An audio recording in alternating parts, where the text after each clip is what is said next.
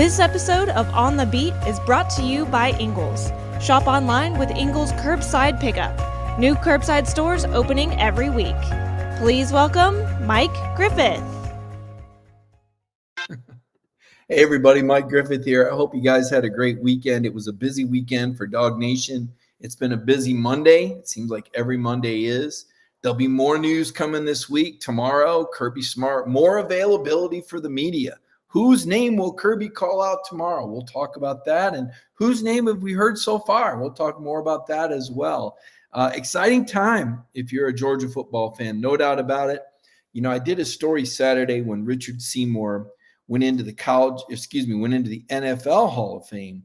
And I just got to thinking, has there ever been a program, and I'm remiss because I have not checked this out yet, but I'll bet you Georgia may be the first program ever to have, in order, a Super Bowl champion quarterback, a national championship team, the number one overall pick in the NFL draft, and an NFL Hall of Fame and a player inducted in the NFL Hall of Fame. Has any other program does that in a 6-month span? I'll go over that again. National championship program, Super Bowl winning program, Super Bowl winning quarterback, number one overall pick, and player inducted in the NFL Hall of Fame. I'll hang up and listen. I think Georgia. So when we talk about Georgia owning the moment, and when we talk about Georgia football and the impressions that it's making, the narrative that it's changing, I think it's really impressive. Now, today, the first top 25 poll of the year came out. It was the coaches poll, and Georgia was number 3. Alabama was number 1. That's really no surprise. Bama with the Heisman Trophy winner back, Will Anderson back, who won the Nagurski. I think he's regarded as the best defensive player in college football.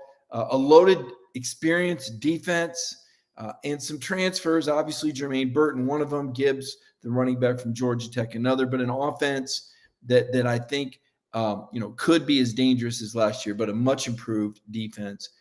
The Ohio State number 2. Ohio State with C.J. Stroud. This guy's unbelievable. I know we watched the Rose Bowl. They looked very good against Utah. I think Ohio State probably deserving of the 2 ranking because I think people are trying to forecast who's going to play for the national title. And because Ohio State is in the Big Ten, they have a much cleaner runway into the postseason than Georgia does, because Georgia basically has to be perfect during the regular season to be able to afford a loss to Alabama like they suffered last year. And that's tough to do in this league. Even though when we saw the top 25 come out, there were only 2 opponents on Georgia's regular season schedule that are in that top 25. Oregon, were they 12-13, and Kentucky, I believe 21-22. So in that neighborhood. So on the waiting list, Tennessee was in others receiving votes, Mississippi State, South Carolina, I believe Florida was others receiving votes. So there are some teams that could bubble up. Probably some of those teams are among the best 25 in the country. But because they're in the SEC, they kind of cannibalize one another. And again, a lot of people, when they vote top 25, and I'm not saying this is how all the coaches or SIDs who voted for the coaches thought, but I know I've seen a lot of people that are trying to predict the top 25 as much as actually rank who the top 25 teams are. But think about where we're at. When we say Georgia's number 3, and one of the common themes and stories I've heard, in fact, you heard Brandon Adams on Dog Nation Daily interviewing me last Wednesday, asking me about the disrespect. How about that disrespect of Georgia football being ranked number 3? How far has Georgia football come that number 3 is considered disrespect? Well, I'll tell you this. Georgia has been ranked in the preseason top 5 now 5 straight years. That's never happened in Georgia history. And, maybe your grandparents or your parents or your uncles, they want to tell you about those great Vince Dooley teams. And certainly the Herschel Walker era was unbelievable. But would you believe that none of Vince Dooley's teams were ever ranked in the preseason top 5? The expectations were not the same. Georgia football did not have the same national presence. As a general rule, football was much more regionalized back then, right? The people in the Big Ten cared about Ohio State and Michigan. They didn't care about the SEC.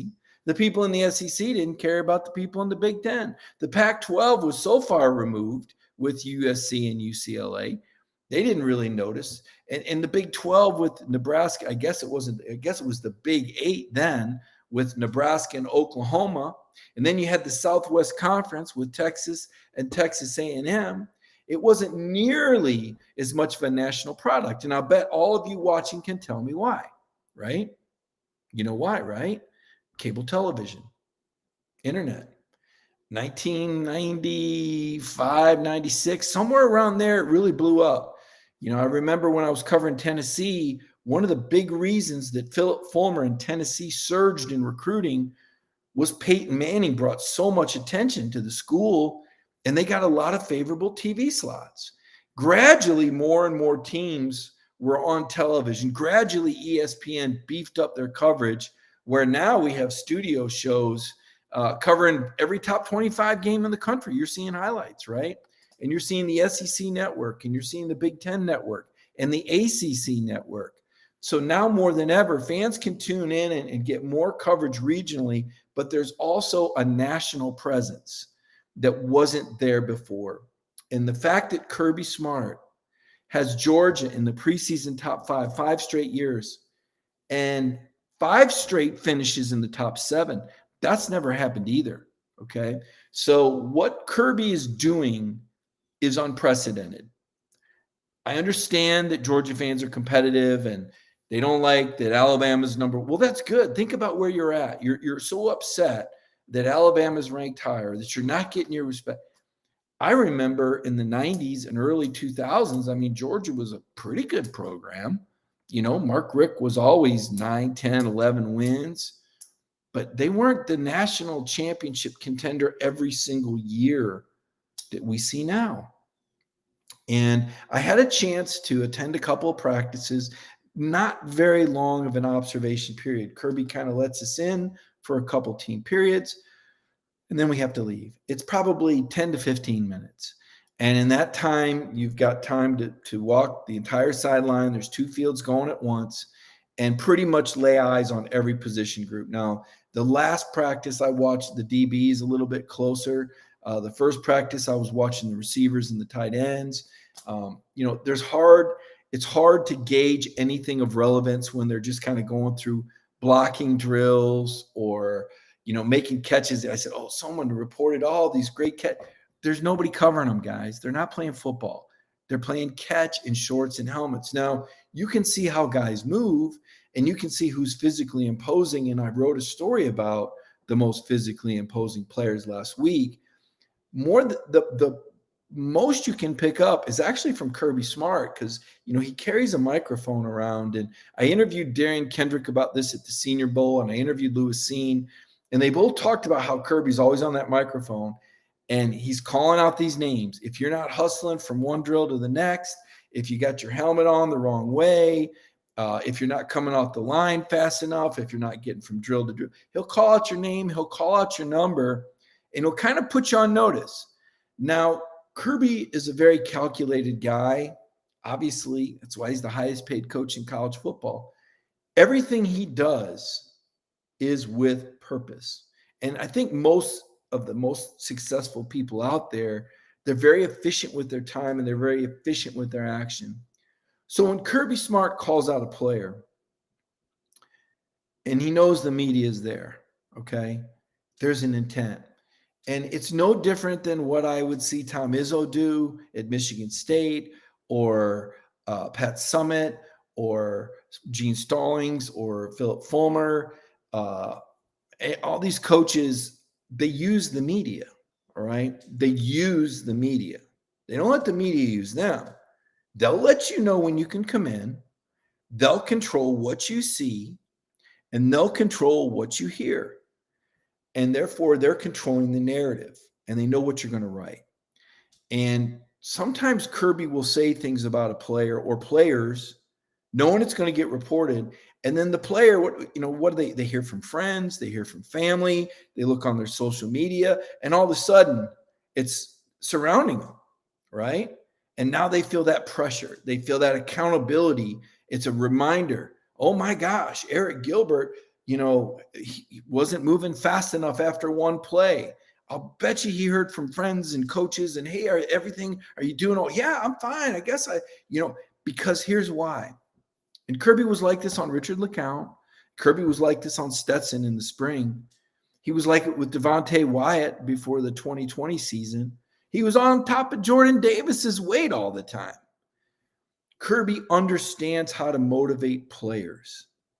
And I don't think all the fans understand that. I had some people, this is going to sound crazy and probably surprise you, but there were some people mad at me because I wrote what Kirby Smart said. I didn't say it. Kirby said it. I did a story on Eric Gilbert and how much this guy's been through. A year ago, he's off the team. Undisclosed incident, taking time off for personal reasons. We all wondered, are we ever going to see Eric Gilbert again? Well, not only did we see him in the spring, but he looked fantastic in the G-Day game. Remember, he caught 2 touchdown passes. I think he was targeted 5 times, 3 in the red zone, 2 touchdowns.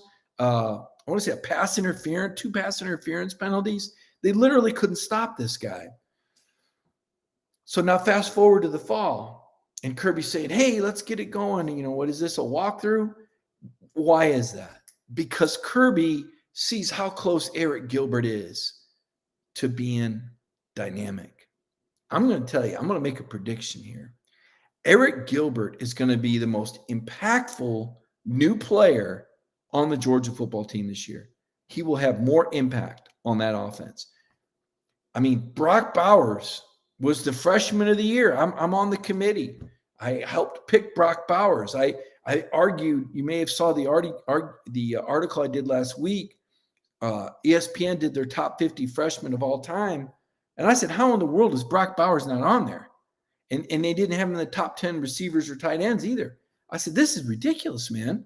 Like, do you not understand 13 touchdown catches? 15 yards per catch? Now, he didn't have as many yards or catches as some, but Georgia didn't throw the ball that much. If you look at the target share, I mean, you could add up Jermaine Burton and Ladd McConkey and their numbers, catches and yards, very comparable to Brock Bowers. He was the offensive MVP for Georgia last season. Over the course of the season, there wasn't one player who meant more or was any more indispensable than Brock Bowers. Nobody could have replicated what he did. If he's not out there, nobody's doing what he's doing. All these other positions, there's somebody else that can step in. I really went hard on that. And I still think Brock Bowers is going to be very good this year, but I also think the defenses are going to be more inclined to pay more attention to him. Now, Monken's going to use him as the Frankenstein. They're going to keep lining him up all over the place, in the backfield, in motion, in the slot, in tight. But I want to know who can cover Eric Gilbert. I'm not sure there's a player out there that can cover him. As fast as he is, as big as he is, as strong as he is. I know Kyle Pitts was very special, and he was a first-round pick out of Florida. I think Eric Gilbert is in that mold. I think Eric Gilbert is a first-round draft pick if he puts it all together. If Kirby gets everything out of him that he wants, if he can make Eric accountable to himself to give 100 every play all the way through. And that's why I wrote about him, because I understand what the head coach sees in this guy. And I hope you do too. And one article in August about Eric getting singled out in 2 practices, not one, but both, that's big. And you watch. I would be willing to bet that by the end of the week, Kirby Smart will compliment Eric Gilbert and say he has picked it up in practice. That's what happened in the spring with Stetson. And I predict that's what's going to happen with Eric Gilbert. Because when guys like Gilbert get challenged publicly, they're proud. And it won't happen again, probably. I just can't imagine. Now, Gilbert's been through a lot. He's grown a lot. He's going to be unbelievable this year. That's my prediction. I've got a few other offensive takeaways I want to share with you in the first half of the show. And then the second half, I'm going to give you some defensive takeaways. So the Stetson Bennett makeover, all right? So I don't care what his hair looks like. I don't care that he's wearing Death Row Record t-shirts instead of, maybe the kind of clothes he wore. But I don't care. Okay, all that is marketing. And if Stetson's handlers want to package him like this, all the power to him. All that matters to me is two things that Stetson's worked on. One, can he operate out of the pocket? That's something he didn't do last year. He couldn't really do that. Two, better decision-making, right? Stetson was the first guy to tell us sometimes he did some dumb things, right? He said, mucking can be anal. He said, but sometimes you suck and you need it. I like how down-to-earth Stetson is and grounded he is and realistic about his own abilities. That tells me this is a guy that can improve, right? If he was out there saying he was the best, in the SEC, you'd have a problem. But Stetson knows he's got to improve. He's worked on those two areas. Will he be able to throw the ball outside of the numbers this year? And will he be able to operate in the pocket and throw in passing situations without the benefit of the run? Now, that said, I don't think there's many teams that can take the run away. I think Georgia's devastating as a play-action team. And if you get Stet a running game, I think he's devastating in the play-action and on the shot play on the fade, okay? But what if a team takes that away? And that's what you're looking at in a championship game situation, whether it's Ohio State, whether it's Alabama, whether it's Clemson. Could Oregon perhaps challenge? I don't know. But the most important thing for Stetson Bennett is to make good decisions and improve operating out of the pocket. Those were the two weaknesses. Everybody knew it. Kirby's gone after it. It's going to be exciting to see because I think Oregon's going to challenge them early. RBU. So ESPN's got an article out where they've got RBU, Alabama, ranked the top 5. Georgia's not even in the top 5. And it's not like they're playing favorites. They're looking at like where guys have been drafted, how many guys have panned out, how many guys have busted since 1998. Hard to argue the logic. I think this year, though, with Kenny McIntosh and Kendall Milton, I think this is another step to return of RBU status. Swift is active in the NFL. He's one of the top 4 or 5 guys. Chubb is a superstar as well. Zamir White with a great opening game in the scrimmage last week at the Hall of Fame game, and James Cook reportedly doing good things in Buffalo. If you package Milton and Mack and get 2 more guys in the NFL this year, I think Georgia's back on their way. And I also think these players are dynamic. A moment ago I talked about how in the world do you cover Brock Bowers and Eric Gilbert split out in the slot. Okay, instead of receivers, you split these guys in the slot and put Big Darnell Washington attached to the line. If you do cover those guys and you have those safeties, who's going to take those backs out of the backfield? I predict very big plays for Kenny McIntosh and Kendall Milton out of the backfield. You're going to see some explosivity from those 2 backs. I think a step up even from last year.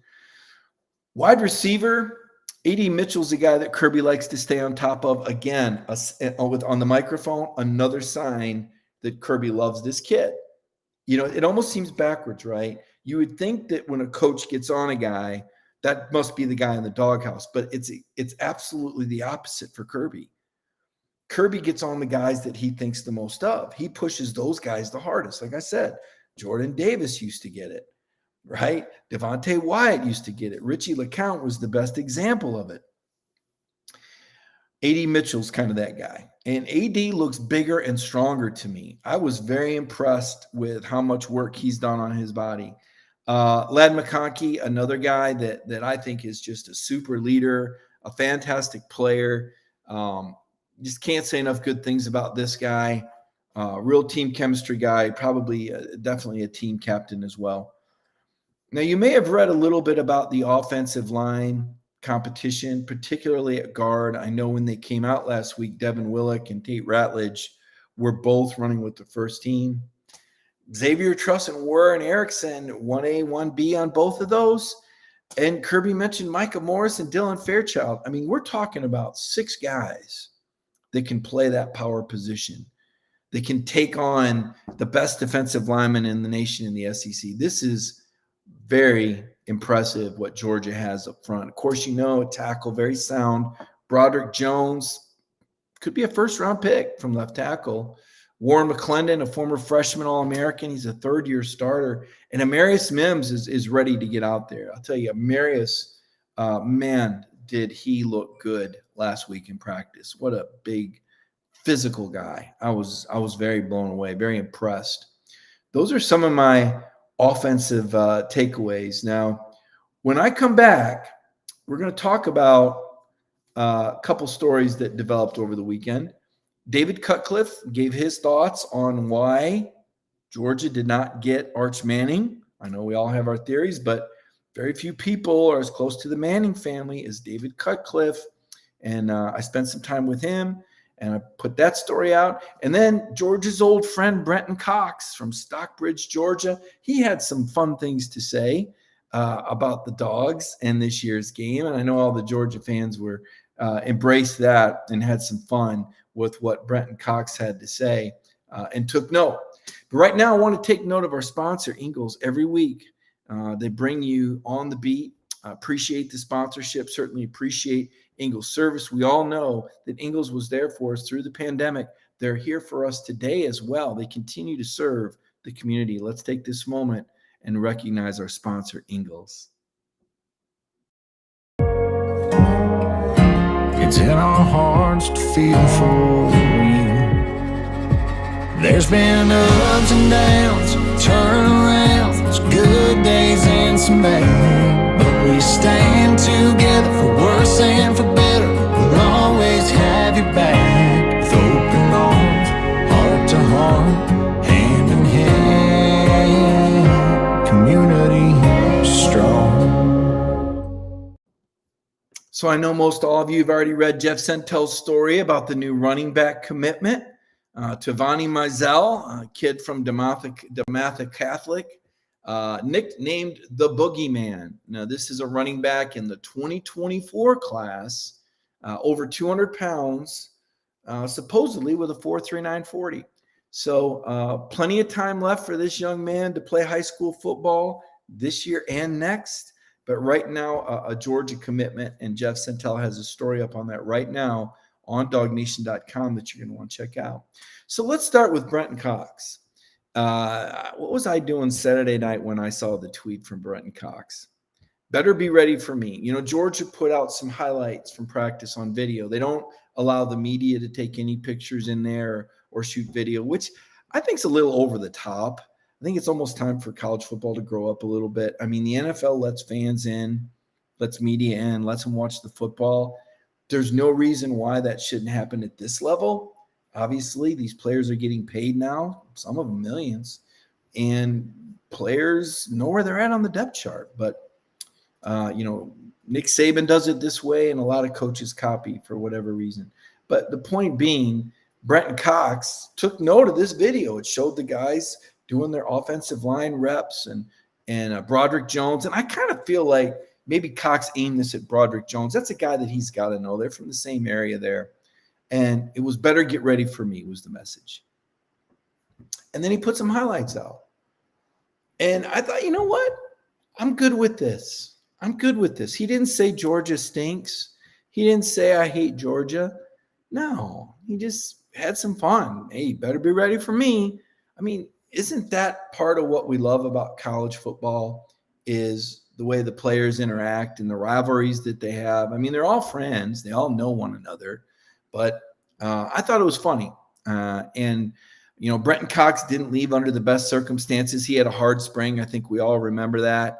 I remember covering the autograph session, the last one Georgia held, if I'm not mistaken, in the indoor facility, and everybody was lined up, and Brenton Cox was there signing autographs.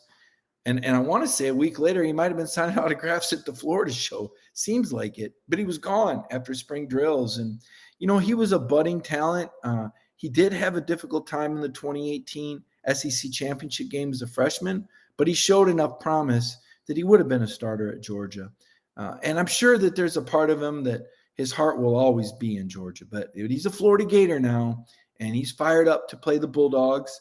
He beat the Dogs the first time he played them in 2020. Of course, he set out 2019, and then he lost last year.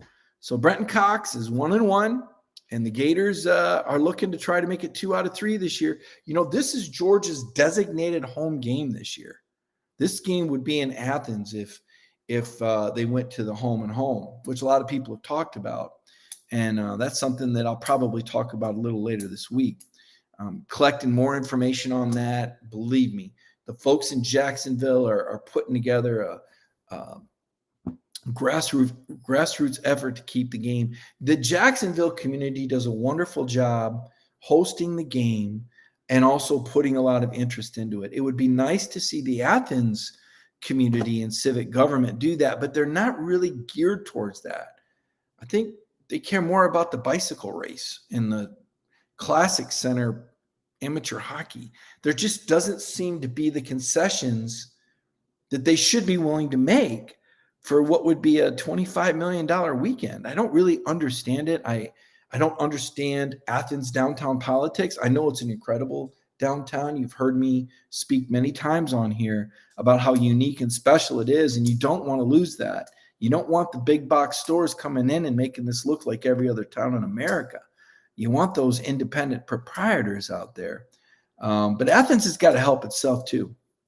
Anyway, this game in Jacksonville this year is going to be interesting. I thought Brenton Cox's comments were interesting. I provided some background. There's a story on Dog Nation. A lot of dog fans sounded off on that, had a lot to say about it. Feel free to go in there, put your comments in it. It's on dognation.com. You'll see the headline. You'll see the Brenton Cox picture, and enjoy it, man. If you love to hate or you hate to love, however you want to say it. Now, David Cutcliffe. Spoke with David at the SEC Media Days. Now, David is somebody that I go way, way back with, like 25 years back with. When I covered Alabama, he was Mike Dubos's choice to be the offensive coordinator when Mike got hired in 1997, but he couldn't wrestle him away from Tennessee because Cutcliffe's wife was like teacher of the year. And she basically told her husband, I don't care what deal you made when you were college roommates with Mike Dubose at Alabama, I ain't moving. So Cut wasn't moving. He stuck around. Of course, it worked out pretty good for him in 98 with a national championship right before he took the Ole Miss job. But I go way back with him. And so I said, I want to ask you about the Arch Manning thing. And he said, well, look, I can't tell you exactly why. We may never find out exactly why. But he said, here's a couple of my thoughts. And the first thing he talked about, and again, there's a story up on this if you want to see all the quotes and details. But he said, I think it comes down to how you feel on campus. And that goes beyond the campus. That's people. I thought, oh my gosh. All right. So it's not Kirby. It's not Monken. What happened in the spring? Could the quarterback room, could that have, I don't know, but I know that when he was here in the fall, there was a lot of momentum for Georgia. And then he told everyone he thought Athens was the best college town. So that's not it. It's not the education. It's top 20. It's not the team's ability to win championships. It's not Todd Monken. So what does that leave? And because Cutcliffe indicated it wasn't the offense either. He said, I don't think it has anything to do with that. He said, I tell all my quarterbacks that a good run game is your best friend. The other thing that he said that I think a lot of Georgia fans have latched onto is that by going to Texas, which is coming into the league in 2025, Arch Manning's going to have a chance to get some momentum before he comes into the league. If he came to Georgia, he'd be at a place that, let's face it, Peyton Manning's not real fond of. If he went to Alabama, he'd be at a place that Ole Miss and Arch and Eli probably aren't real fond of. And then Cut said, and Ole Miss is Ole Miss, which I took that to mean, and my interpretation, they don't want to play for Lane Kiffin. So my thought is that Arch may have started to question George a little bit because of the quarterback situation, room, whatever you want to say. And his uncles, Eli and Peyton, weren't going to try and talk him out of it because they're fine with, Peyton fine with him not being at Georgia, Eli fine with him being in Alabama. I think it was his decision, just to be clear. I don't think anybody's directing him. But that was kind of my takeaway. Cutcliffe's a really intelligent guy. And I appreciated his theorizing on this. So we'll never know. The ship has sailed. I know a lot of Georgia fans have moved on. It'd be easier if there was another quarterback in this class, but Georgia kind of went chips all in. And it just doesn't make sense to me when a championship program like Georgia loses out to a 5-7 Texas. Sarkisian, it seems shaky to me. I've seen people, they lost to Kansas last year. They got to play Alabama this year. How bad do you think that game's going to be? I think I might give 28 points to Texas and take Alabama. I don't even know what the line is. Anyway, now defensive takeaways, closing things out here. Defensive line, you can't help but notice Big Bear Alexander. He's about the same size as Jalen Carter. Now, both of those guys are a notch smaller than Jordan Davis. Yeah, miss seeing number 99 out there. Miss Devontae Wyatt as well. So the defensive line has gotten a little bit shorter, but they're still squatty. They're still double wides and athletic. My goodness, the way those guys can move at that size between the tackles, Zion Logue, Jalen Carter, let me tell you, it's going to be tough going for anybody between the tackles with the way these big cats move. So impressed. Nolan Smith looks great out there. I've compared him to a raptor. You ever seen those Jurassic Park movies? I mean, the way Nolan closes on people, the burst that he has, doesn't look like there's an ounce of fat on his body. Just looks dynamite out there. Michael Williams is another guy, and Marvin Jones. I mean, my goodness, these guys look like grown men. I look at these guys, and I remember when I was young, being the high school running back, thinking that I would be willing to run into any defensive line and any person out there. And I look at these guys and I say, no, I think I'd have run away. These guys, I just physically imposing. Marvin Jones and Michael Williams, I can't wait for you to see number 7 and number 13 on the field this year. So dynamic. Smile Munden, a guy that Kirby talked about at linebacker, one of the most athletic guys that he's ever seen. And I know Jeff Santel has talked a lot about him. And, Jeff talks a lot about everybody and in all of his stories. They're all the best players ever. But because most of them are where they're from, frankly.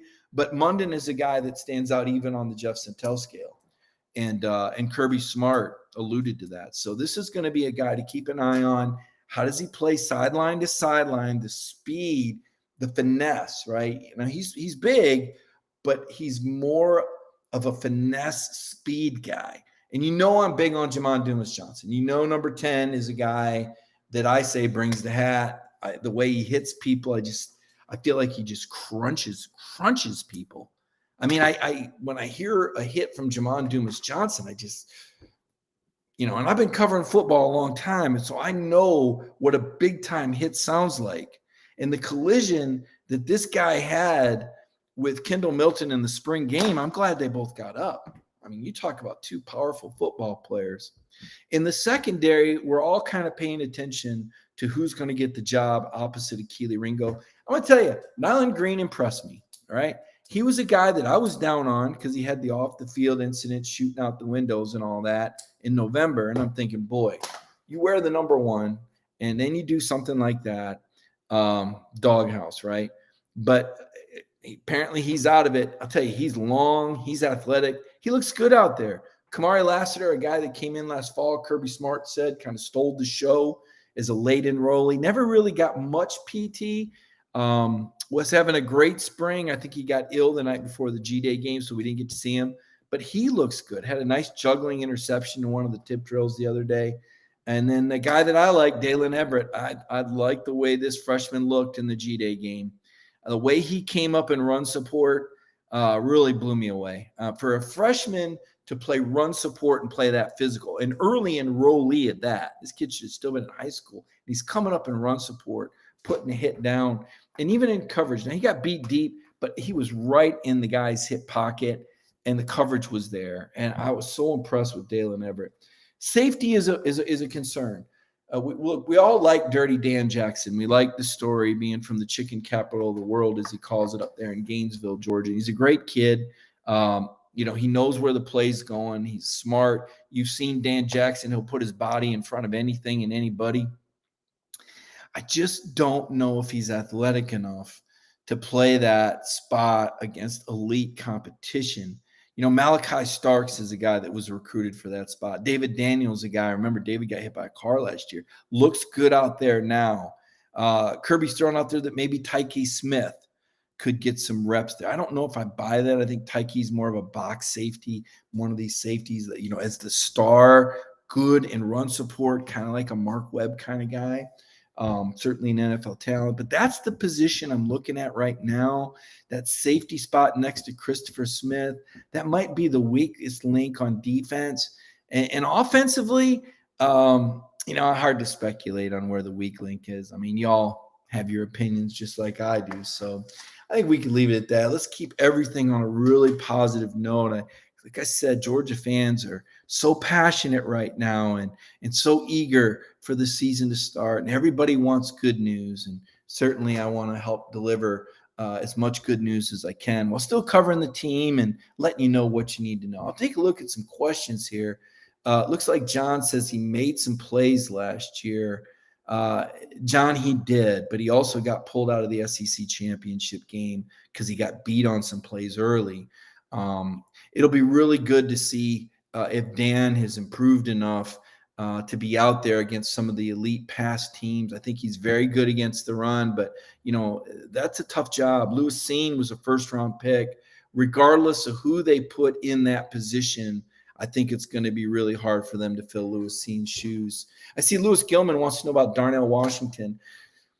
Loved Darnell's attitude in the spring when he called himself a role player. I think he understands that Bowers and Gilbert are probably going to have more volume.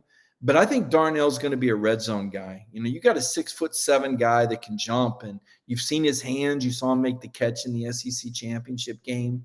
I wouldn't be surprised if Darnell Washington approached double-digit touchdowns without getting much volume. I think he'll be very efficient in the red zone, though, for sure. Let's see what other questions you guys have for me. That's right. Kirby's Visor says, we know where the trophy is now. I sense Georgia fans kind of holding on to last year. And you know what? I would too if I was a fan. I was a fan. There was a time when I was a fan. And I don't often talk about it because it was a long time ago. But I was a Denver Broncos fan. And more specifically, John Elway was a player that I just thought was the greatest quarterback ever. It just seemed like he would put the team on his shoulders. He'd scramble for those first downs. He'd throw those fastball. His receivers, they weren't great. Never really had a great running back until Terrell Davis. But when Elway finally won the Super Bowl, I wanted it to go on and on, right? But when he retired, it was over for me. It was over. I no longer felt any emotional investment in a team. It was like, okay, that's it. That's it. Yeah, I still like the Broncos, but I like a lot of NFL teams now. I like the teams where there's players that I covered. I'm going to watch the Eagles this year because Jordan Davis and Nakobe Dean were such magnetic and charismatic guys. I'm going to watch the Packers because I really like Eric Stokes. I think he's such a special guy. And now he's got Quay and Devontae White up there with him. So I'm going to watch the Packers and, the Giants with Tate Crowder and Aziz. So what happens when you're in the media is you become more of a fan of people than teams, like coaches, players that you liked that had, nice personalities or good stories. You always root for the good story, right? And I'm like anybody else. If I'm a fantasy football guy, whoever I drafted, I want them to do well that weekend. But my point is I understand the pain and suffering as a former Broncos fan that watched the Broncos lose a few Super Bowls before Elway finally won a couple. So I get it. But where George is at right now, in the program I cover, I'm in the now, right? My objective is to try to stay on Kirby Smart's wavelength. And I think I have a pretty good understanding of Kirby. And you can too. It's this simple. If you want to understand Kirby Smart and predict what he's going to say, it's this simple. Every question, virtually every question, is answered by this. Does it help Georgia win a championship? Yes or no? If the answer is yes, that's where Kirby's going. I mean, he is completely devoted to winning championships at Georgia and making decisions that lead to championships. Not about making anybody feel good, not about saving hurt feelings, not about playing politics. Does this help Georgia win a championship? Now, there's been things I've disagreed with. There's things you disagree with too. But in Kirby's mind, that's what it's all about. There's always a reason for what he does and what he says, even if you disagree or maybe don't recognize it. So that's kind of where my mind is at. So my mind with Georgia right now is not about last year. I know fans are all hung up on it. I'm not, because I feel the urgency in Kirby's tone that he wants this program to win another one. Like, you all might go, oh, man, it's been 40 years. Oh, thank God it's over. That's Kirby's flushed that, man. Kirby wants number 2. It's about number 2. It's about week 2 of practice first. Eventually, it's going to be about week 1 against Oregon. And then, what he can brush up on with those cream puff games. But then he goes to South Carolina week 3, right? There's a sense of urgency. This team is not complacent because, as Kirby said, a lot of these guys weren't even here or weren't on the field. So these guys, a lot of these players this year on the team haven't won anything. Now, some have. Nolan Smith, Stetson Bennett, Kenny McIntosh made some key plays. Darnell Washington showed up late in the year. Certainly Brock Bowers carried the team on his back all year. Ladd McConkey, A.D. Mitchell with the fabulous catch. Jalen Carter with the blocked field goal that really turned the momentum in the game. There's some guys that return. Jack Podlesny, why doesn't Pod get any more preseason love? I don't get it. Guy kicks clutch field goals. But there's a lot of newness. And that's what I feel. And that's the moment that I'm in. So if I don't bow down with all the respect to last year, last year doesn't matter. And if I don't, put Stetson number 2 on the list, it's not about what Stet did last year. How good is he? Not who's the quarterback on the second best team. But if you were just picking quarterbacks, where would you pick them, right? So I try to be objective with that. Look, I know he's improved. I know he's a gamer. But would you really pick him second of all the SEC quarterbacks if you were starting a team and you took your Georgia hat off? Maybe, maybe not. We'll see. Because if Stetson improves, he can be one of the top quarterbacks in the league. If he can make those throws and make good decisions, because he's got the mobility and he's got the experience. I mean, he's a grown man. He'll be 25 in October. So it'll be really interesting to see, really fun to see. How good is the run game? Can Oregon stop anybody? I did a story today. Oregon knows that if they don't stop Georgia on the ground, man, it's going to be a long night for Dan Lanning and the Ducks. Talk about having your feathers ruffled. I mean, we're going to find out if the Ducks are all they're quacked up to be, but it's going to start on that D line. If they can't stop the run, Kirby will wear them out. They'll go for 250 yards on the ground if Oregon hasn't improved. Utah went over 200. I'd be willing to bet Lanning is going to pack that box, and he's going to make Georgia throw it over the top. He's going to make A.D. Mitchell have a big night, and Ladd McConkey, and Kenny McIntosh, and Stetson Bennett. He's going to put all the pressure on those guys. Going to be a fantastic game. I can't wait for September 3rd. The only thing that would make it better was if it was at Autzen Stadium. I covered a game there once. I'll end with this story. I like telling you guys stories. Sorry, Michael, I'm going a little long tonight. I covered a Michigan State game at Autzen Stadium. Marcus Mariota was there. It was his Heisman Trophy year. I think I saw his Heisman Trophy play. He spun away from one linebacker and ran between two others and converted a third down. Michigan State had him down. It was a really good Michigan State team. Might have been 2013, right? Or 2014. I can't recall. One of those 2 years. Anyway, Autzen Stadium, it was so loud that Michigan State believed that they had an artificial noisemaker in the stadium. And what was interesting about it was Oregon's offense, they ran this spread, kind of like what you saw JT Daniels run with Monken last year, this modified spread, pro-style, air raid type of attack. And Mariota was just such a magician, man. He was such a fantastic player. And the Ducks, on each play, based on how the defense lined up, they would kind of make offensive audible. They'd call the plays at the line based on how the defense was lining up.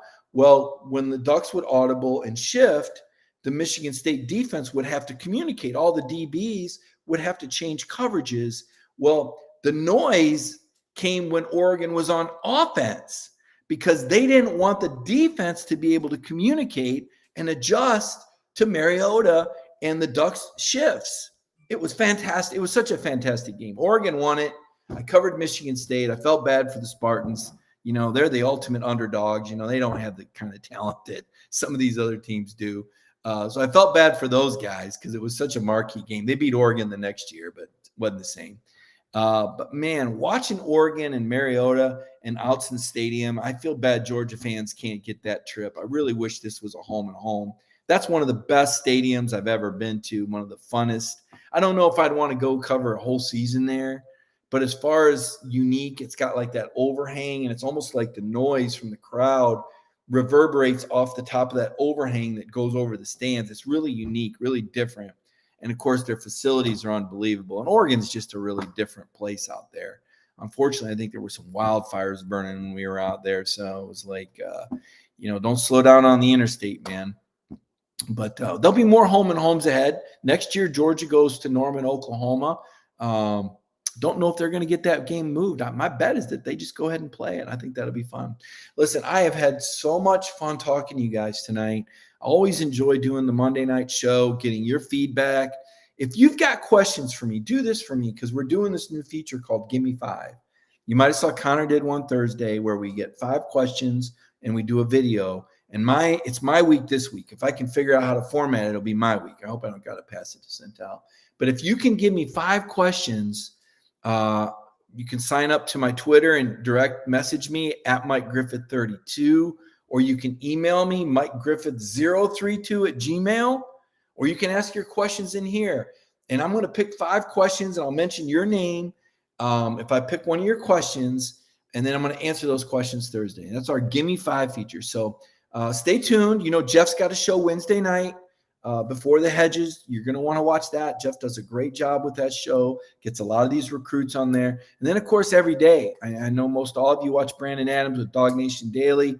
Brandon revved up for the season as well. I'll be on with Brandon Wednesday. I'm his Wednesday guest.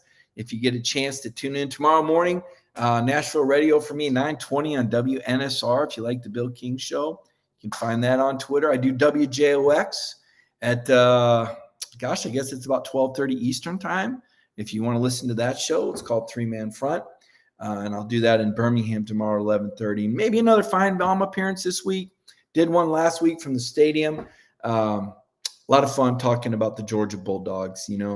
Covering a national championship program is something that every beat writer wants to do.